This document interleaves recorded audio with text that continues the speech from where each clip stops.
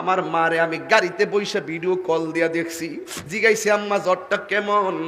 পুত্রে এখন আছি মোটামুটি। এরপরে আম্মা কষ্ট কইরা শোয়ার থেকে উইটা আলুর মধ্যে যায় আমার সঙ্গে ভিডিও কলে কথা কইল। আমি কইলাম কালকে সকালে ডাক্তারের কাছে যাইবা। বারবার আমারে কইছে তুমি মাহফিল করতে যাইবা, আমার জন্য টেনশন করো না, আমি ঘরে বসে তোমার জন্য দোয়া করি।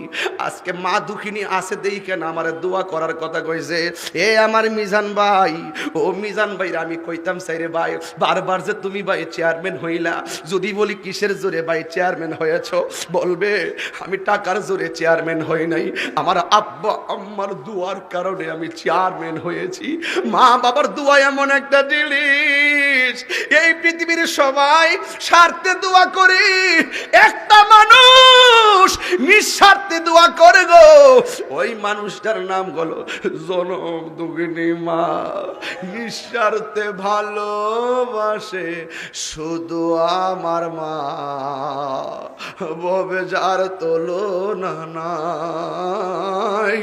নিঃস্বার্থে ভালোবাসে শুধু আমার মা, ববে যার তুলনা নাই। দেখছেন নি চেয়ারম্যান সাহেব, প্রত্যেকটা চেহারা কান্না মুখ হয়ে গেছে। একটা ছেলে এখন হাসি দেয় না, ওরা নিশ্চয়ই তাদের মারে ভালোবাসে, মাঝে মাঝে একটু কষ্ট দিয়া লাইছে আর কি। আল্লাহ আপনি এদের কাছে মাফ করে দেন।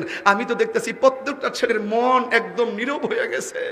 নিঃস্বার্থে ভালোবাসে শুধু আমার মা, ববে যার তুলনা নাই। সেই মা তোমার চলে গেলে গো,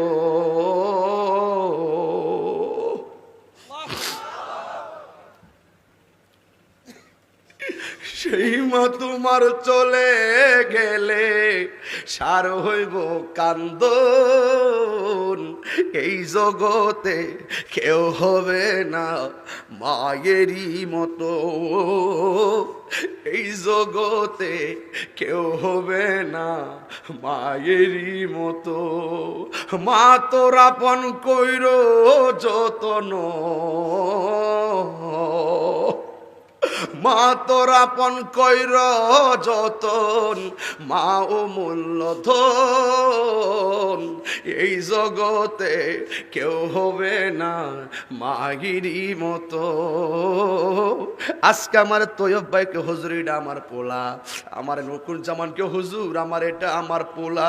বাইরে তুমি তোমার সন্তানরে আমার সামনে পরিচয় করে দিয়ে আমার কলিজায় আগুন ধরায় দিছ। আমার বাবাও এমন ভাবে হুজুরদের কাছে আমার পরিচয় কইরা দিত।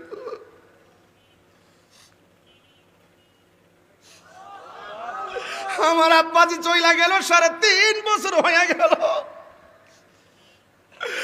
বাবা গো বাবা, বাবা গো বাবা, বাবা তুমি কে